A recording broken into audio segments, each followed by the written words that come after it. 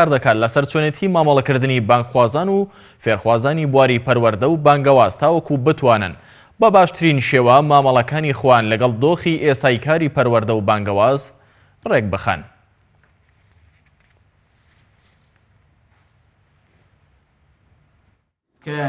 لە داهاتوو ئەوانە ئێمە وەکو دەستەی بەرەبێدانی بانگەواز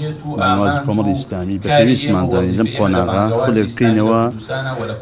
بۆ ئاستی بەرپرسی ئەنجومەنەکان بەرپرسی بانگەواز و پەروەردەی ئەنجومەنەکان و هاوئاستەکانی لە ناوەندەکان و ڕێکخراوەکانی کۆمەڵی ئیسلامی. ئەڵبەت ئەم خولەی ئێمە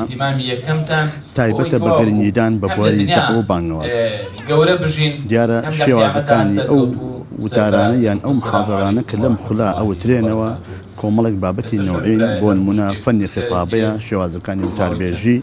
و باسی تەسکیەیە، باسی ڕەدی شوبهاتە، باسی ئەهمیەت و گرنگی و گەورەی داعوە و بانگەوازە کە کولەکە بە عموم 8 ڕۆژە خایەنێ، 4 ڕۆژی لێرە 4 ڕۆژی لە هەولێرە لە مودەی 2 مانگە، یعنی 15 ڕۆژ جارێمە ئەم بەڕێزانە بانگێش دەکەینەوە جارێکی تر